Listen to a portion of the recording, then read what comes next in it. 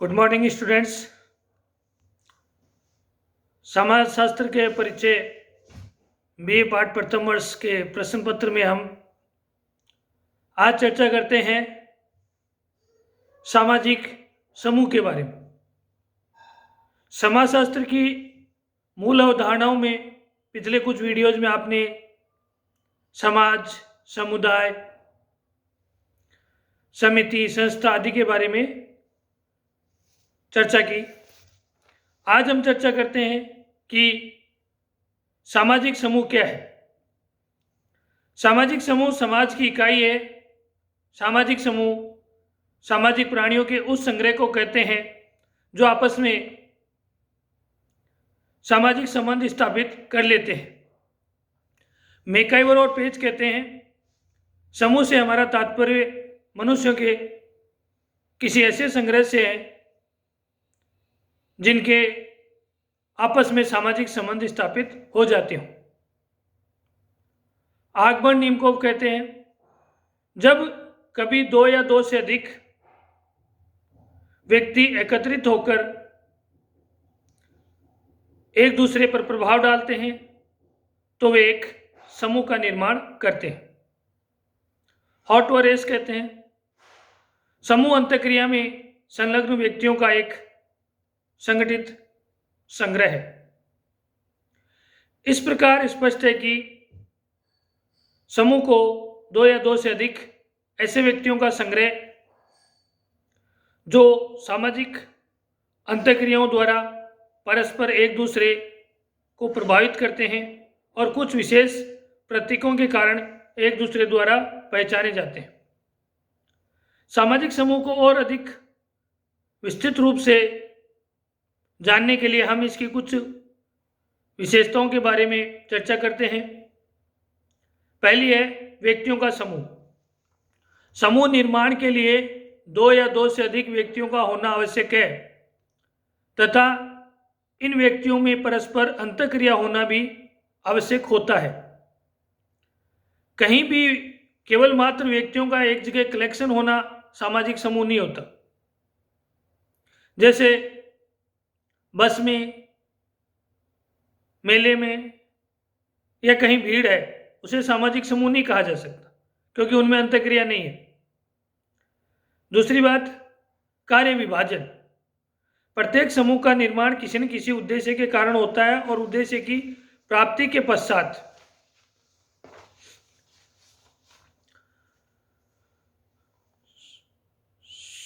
समूह विघटित भी हो सकता है। सदस्यों का कार्य विभाजन समूह में अवश्य होता है। सामान्य रुचि एक महत्वपूर्ण बिंदु है जो सामाजिक समूह में पाया जाता है। किसी भी समूह का निर्माण उन्हीं व्यक्तियों द्वारा होता है जिनकी रुचि और हित समान होते हैं। सामान्य रुचि समूह में होना आवश्यक होता है।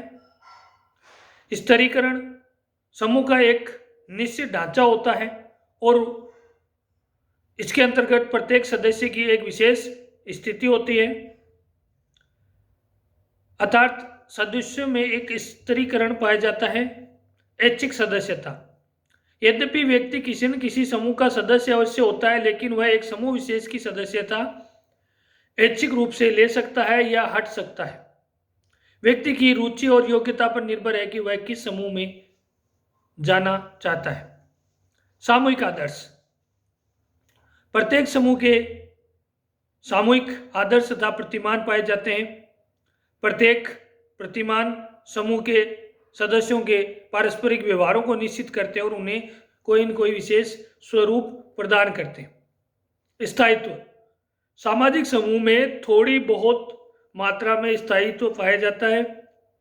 यद्यपि कुछ ऐसे समूह हैं जो अपने उद्देश्यों को प्राप्त करने के पश्चात समाप्त हो जाते हैं। जागरूकता।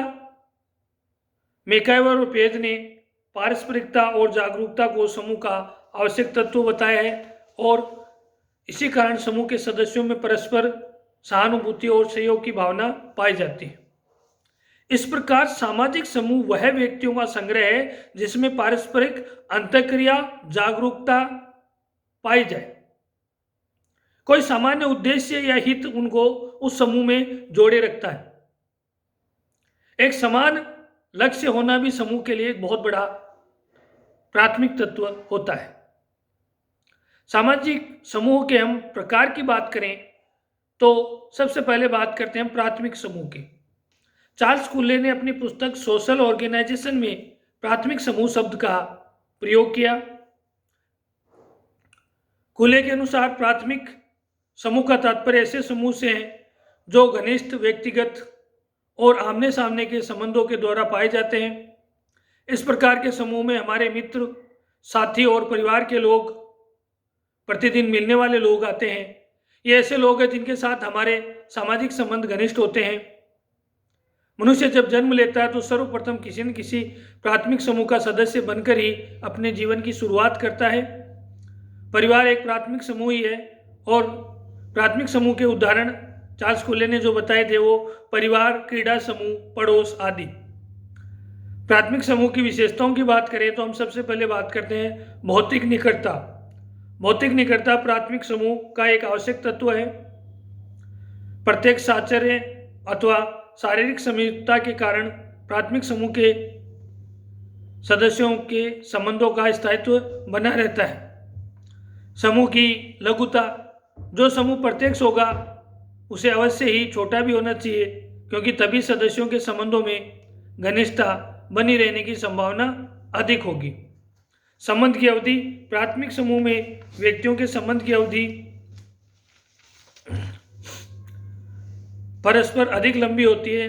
ये संबंध घनिष्ठ होते हैं। लक्ष्यों की समानता, प्राथमिक समूह के सदस्यों के लक्ष्य और उद्देश्यों में लगभग समानता या एकरूपता पाई जाती है। संबंध स्वयं साध्य होते हैं। प्राथमिक समूह का निर्माण प्राथमिक संबंधों के आधार पर होता है और इन संबंधों को समूह के सदस्य किसी लक्ष्य या साधन ही नहीं मानते वरन उनको स्वयं में अपने साध्य मानते हैं। संबंधों का स्वतः विकास होता है। प्राथमिक संबंधों की स्थापना किसी बाहरी प्रलोभन या दबाव के कारण नहीं होती। इनका जन्म और विकास अपने आप स्वाभाविक रूप से होता है, न कि कृत्रिम रूप से होता है। द्वैत्विक समूह, द्वैत्विक समूह प्राथमिक समूह के से आकार में बड़े होते हैं। इनमें संबंध अप्रत्यक्ष होते हैं, जिनमें संबंधों में घनिष्ठता स्थापित नहीं हो पाती। जी.ए. लुंडबर्ग के अनुसार हम द्वैत्विक समूह उन्हें कहते हैं जिनके सदस्यों में संबंधों में अवैयक्तिक हित प्रदान तथा व्यक्तिगत चेतना पर जो आधारित होते हैं, जैसे राजनीतिक दल, स्कूल, कॉलेज, क्लब, श्रमिक संघ, व्यापारिक संघ आदि। ये द्वैत्विक कुछ समूह के उदाहरण हैं। द्वैत्विक समूह में लक्ष्य या हित प्रदान होता है, जिसके कारण व्यक्ति उस समूह से जुड़ता है। द्वैत्विक समूह की विशेषताओं की बात करें हम तो निम्न प्रकार की विशेषताएं हैं। पहली बात, जानबूझकर निर्माण। द्वैत्विक समूह किसी विशेष उद्देश्य की पूर्ति हेतु जानबूझकर बनाए जाते हैं।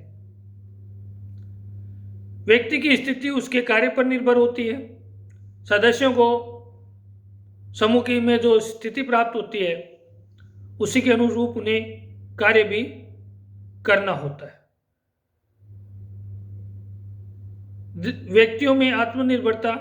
द्वैत्विक समूह में प्रत्येक व्यक्ति अपनी स्थिति के अनुसार स्वयं जागरूक होता है और अपनी आवश्यकताओं की पूर्ति के लिए उसे स्वयं पर निर्भर होना पड़ता है। सदस्यों में व्यक्तिवाद।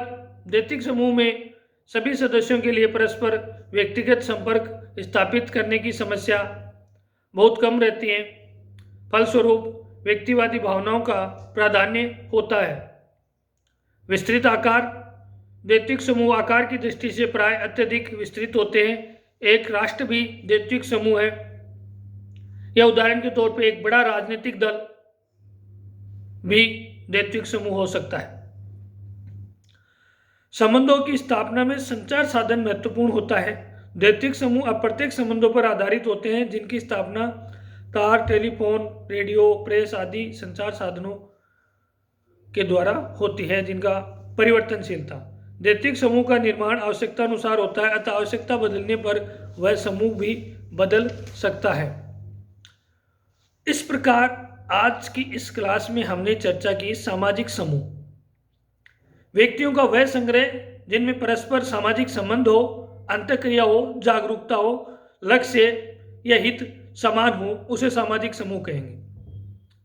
और जो समूह आकार में छोटा हो, जिनमें संबंध घनिष्ठता हो, उसे प्राथमिक समूह, और जिसमें अप्रत्यक्ष और दैतिक संबंध हो, उसे दैतिक समूह कहा जाएगा। धन्यवाद।